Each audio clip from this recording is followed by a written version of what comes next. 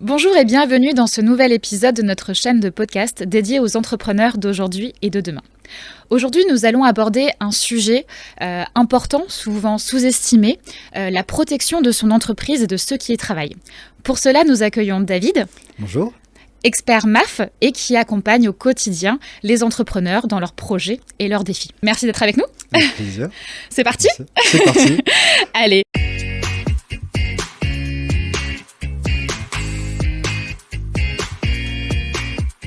Du coup, pour commencer, pourquoi est-il si important de penser à la protection de son entreprise, en fait, dès le premier pas qu'on imagine de se lancer dans l'entrepreneuriat ?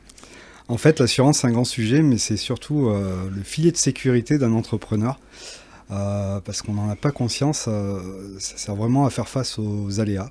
Les aléas auxquels on ne pense pas. Parce que par retour d'expérience, on a malheureusement régulièrement des entreprises qui tombent en défaillance à cause d'un seul sinistre. Il faut aussi prendre conscience qu'être mal assuré, c'est aussi mettre en péril sa vie personnelle. Parce qu'on a beaucoup de chefs d'entreprise qui, malheureusement, n'ont pas pris toutes les protections adéquates et qui se retrouvent en difficulté personnelle. Okay. Et du coup, est-ce que vous pouvez me parler un peu des risques auxquels les entrepreneurs ne pensent pas forcément et qui pourraient justement mettre en péril leur activité et même, au final, aussi leur vie intime, enfin leur vie personnelle, pardon.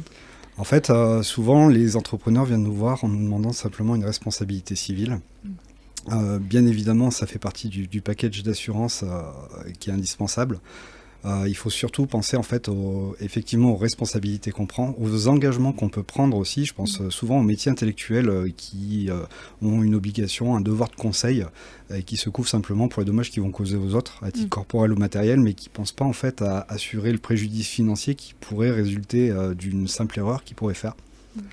Au niveau des autres points, bien évidemment, on va avoir du matériel, des locaux, quand on a un local commercial. Une perte d'exploitation, si par exemple il y a un incendie, un dégât des eaux qui entraîne la fermeture de l'établissement. Et surtout, en fait, ça c'est le sujet qui est un peu en retrait sur les entrepreneurs qui se créent. C'est tout l'aspect que nous on appelle dans notre jargon d'assureur la prévoyance. Ça va être la protection personnelle du dirigeant. La protection du créateur d'entreprise pour maintenir son niveau de vie, avoir par exemple un complément de salaire. Ce qu'il faut savoir, et il y a vraiment une méconnaissance là-dessus, c'est que la sécurité sociale, en tant que salarié, indemnise, mais il y a toujours des manquements, il y a toujours des carences, et surtout la sécu des indépendants ne couvre absolument pas bien un entrepreneur, voire même pas du tout. Okay. Et du coup, alors aujourd'hui, ce serait quel type d'assurances qui sont indispensables pour une entreprise ?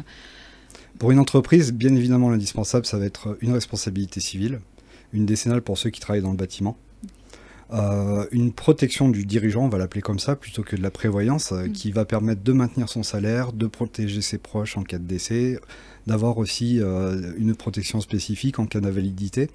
Et souvent, à l'occasion des comités que l'on peut faire dans le cadre du réseau Initiative, on s'aperçoit qu'on a beaucoup d'entrepreneurs qui ne songent pas à souscrire une garantie spécifique qu'on va appeler homme clé dans notre jargon d'assureur.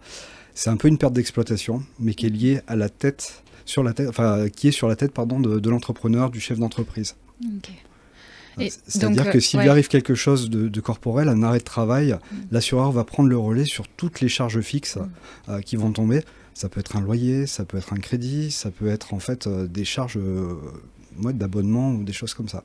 Okay. Et justement, pour qu'on essaye un peu plus de comprendre, de se mettre dans la peau d'un entrepreneur qui a pu faire face à un coup dur, et vous avez un peu un cas concret, un cas concret pour nous expliquer un peu tout ça ?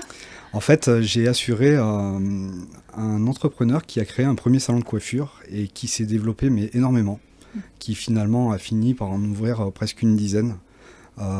Sauf que, bien évidemment, on a fait un bilan régulier parce que cette entreprise s'est développée assez rapidement d'ailleurs. Peut-être trop vite alors du coup Pas forcément trop vite, mais en tout cas, il a eu le bon réflexe, c'était de voir son assureur régulièrement à chaque évolution pour refaire un point. C'est là qu'on est censé être de bons conseils et d'adapter en fait les garanties en fonction de l'évolution de l'entreprise. Là, ce qu'on lui avait conseillé, effectivement, c'était cette fameuse garantie homme-clé, parce qu'on avait déjà fait le nécessaire en fonction de ses revenus, il était déjà couvert en fait pour sa perte de revenus.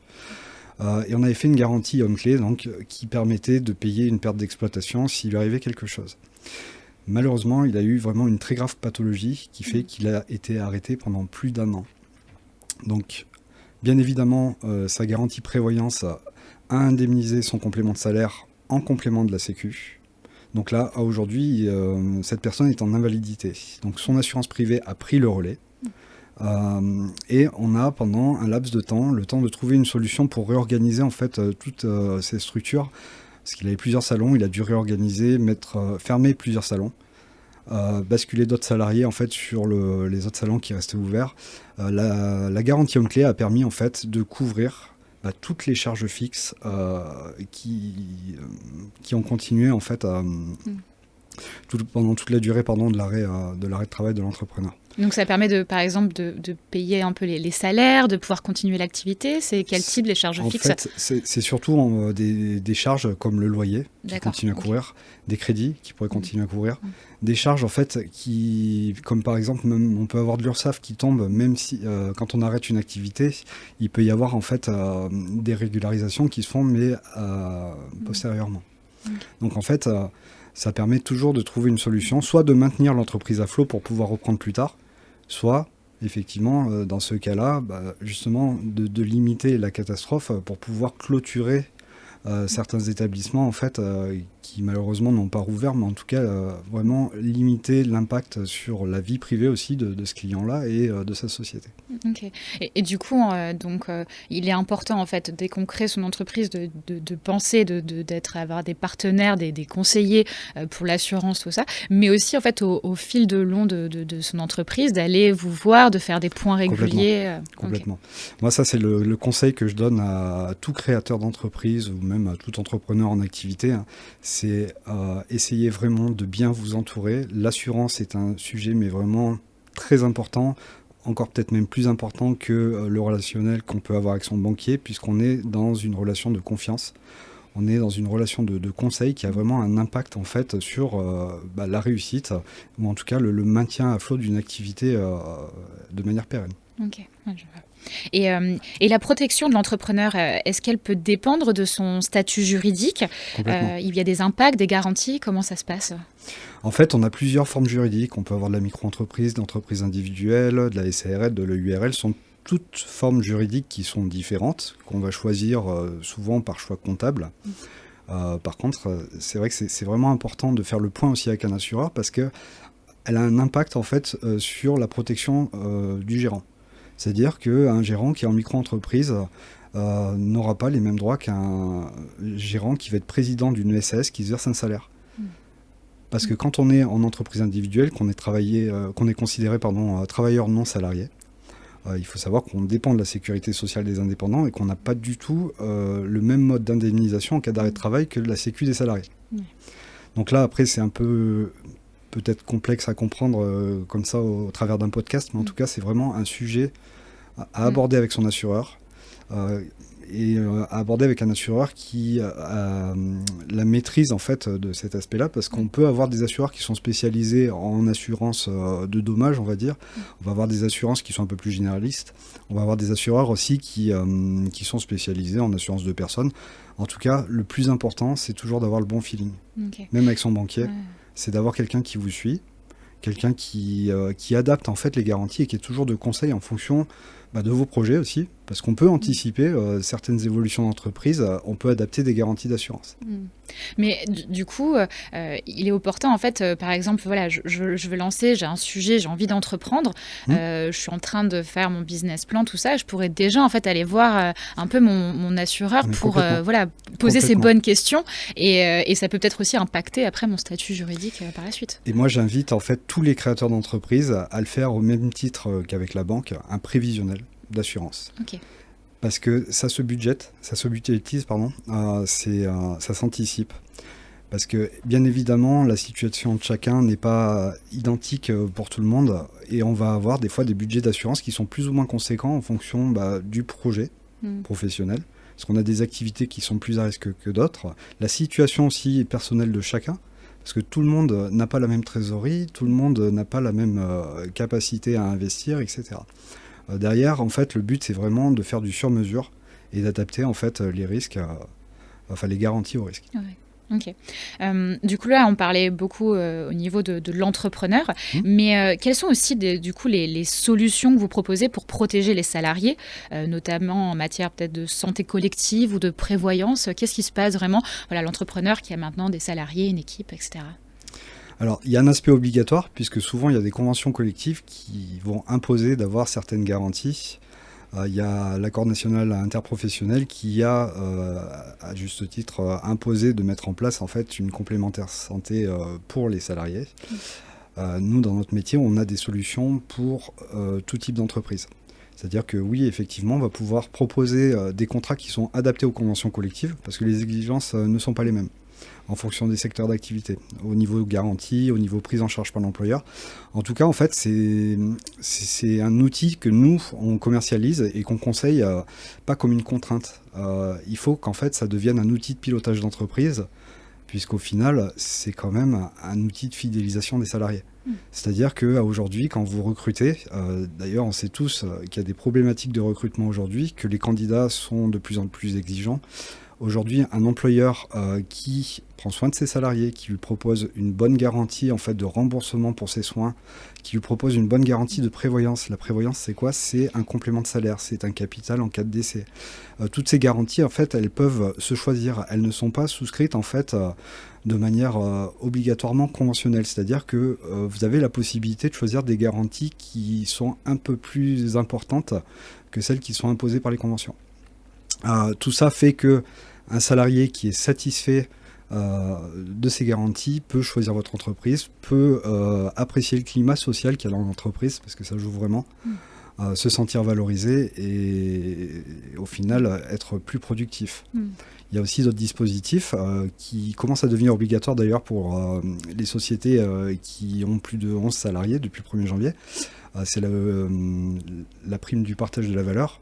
Et dedans, en fait, en solution d'assurance, nous, on a la possibilité de proposer des plans d'épargne salariale. Où, en fait, il va y avoir la possibilité pour le salarié de mettre de l'argent de côté. Et l'entreprise, en fonction de ses bénéfices, peut décider de participer. Et ce qui est intéressant, en fait, pour le chef d'entreprise, c'est que la participation de l'entreprise n'est pas chargée. Il n'y a pas de forfait social, il n'y a pas de charge dessus. Donc c'est beaucoup plus intéressant parfois de faire ce dispositif-là que de faire des primes qui coûtent beaucoup plus cher à l'employeur. Et du coup, donc un entrepreneur, c'est à partir de combien de salariés qui doit se poser ces questions-là en termes Dès de le premier complément? salarié. Ok, d'accord. Dès le premier salarié, tous les dispositifs sont envisageables, peuvent même être obligatoires, comme la complémentaire santé. Et au-delà de l'obligation, c'est ce que je disais, c'est vraiment en fait un outil de pilotage d'entreprise. Ok. Sur la partie un peu innovation, vision à long terme, vous parlez d'évoluer et de se projeter dans l'avenir. Oui. Quels conseils donneriez-vous aux entrepreneurs pour intégrer la protection dans leur stratégie de croissance? D'avoir une relation de confiance avec son assureur et de faire un point régulier. Alors peut-être pas forcément tous les 6 mois, mais tous les ans, tous les 2 ans, ou en tout cas à chaque changement, chaque souhait d'évolution, c'est toujours important de refaire un bilan.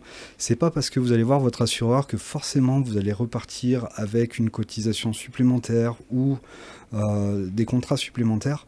Alors bien évidemment, ça peut arriver, tout dépend en fait du projet que vous avez.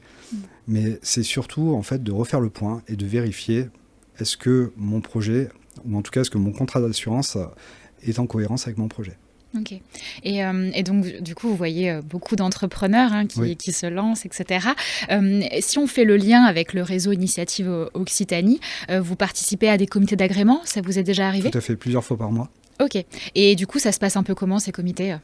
Alors, c'est un comité qui est vraiment bienveillant, où en fait on va retrouver tout un tas de professions, des banquiers, des assureurs, des experts comptables, des avocats, des chefs d'entreprise, des cadres dirigeants. En fait, il y a un panel qui est assez représentatif de la société et quand je dis bienveillant, c'est que le porteur de projet va présenter son projet d'entreprise. Nous, on va être là pour analyser, l'accompagner et surtout souligner certaines carences qu'il pourrait y avoir dans son prévisionnel ou l'accompagner en fait dans ses démarches ou dans son projet tout simplement. Okay. Donc du coup, c'est déjà un premier conseil. Lui, il peut se projeter, avoir des points d'expert pour mieux orienter son activité avant de se lancer. Et à titre d'exemple, souvent, quand les porteurs de projets se présentent au niveau du comité d'agrément, ils ont déjà pas mal avancé en fait sur la prévisionnelle comptable, ils ont déjà vu les banques, ils ont déjà vu souvent les assureurs. Et ce qui est intéressant en fait, c'est qu'à mon niveau, moi j'ai une analyse vraiment de l'assurance. Je vais prendre position en fait à l'occasion du comité et souvent soulever certains points du devis qui me paraissent incohérents, du devis présenté par le créateur de projet, par le porteur de projet. Pardon. Ouais. C'est un plus parce que un entrepreneur n'est pas forcément expert dans ses assurances et il ne peut pas forcément savoir ce qui est bon, juste et ce qui va être approprié, quoi. Et souvent, en fait, on s'aperçoit que sur le marché, il y a beaucoup de devis d'assurance qui sont préformatés, qui rentrent dans des cases, mais quand on est entrepreneur, tout ne rentre pas justement dans des cases comme quand on est un particulier. C'est-à-dire qu'il y a tellement de particularités qui existent, des besoins d'assurance qui sont différents, qu'on ne peut pas toujours avoir un contrat d'assurance qui est standard. L'intelligence artificielle ne pourra pas remplacer un conseiller MAF. Pas pour les entreprises. Oui, super. Et pour finir cet échange très, très inspirant, en tout cas pour les entrepreneurs, quel message essentiel voudrez-vous transmettre aux chefs d'entreprise concernant le domaine de l'assurance ? Surtout, ne pas négliger certaines garanties et essentiellement la garantie du chef d'entreprise, du dirigeant, du porteur de projet. Ouais. Dès le début Dès le départ, parce que souvent, en fait, quand on crée une entreprise, on se focalise essentiellement sur la responsabilité civile ou d'autres garanties qui semblent obligatoires. La prévoyance, la protection du chef d'entreprise n'est pas obligatoire, mais c'est juste une garantie essentielle, en fait. Indispensable. Ok. Bon, du coup, vous avez retenu le message. Pour toute autre question, n'hésitez pas à contacter du coup David qui travaille pour la MAF et qui est très impliqué du coup dans le réseau Initiative Occitanie pour accompagner les porteurs de projets, notamment lors des comités d'agrément. Merci David. Merci pour ton accueil. Oui.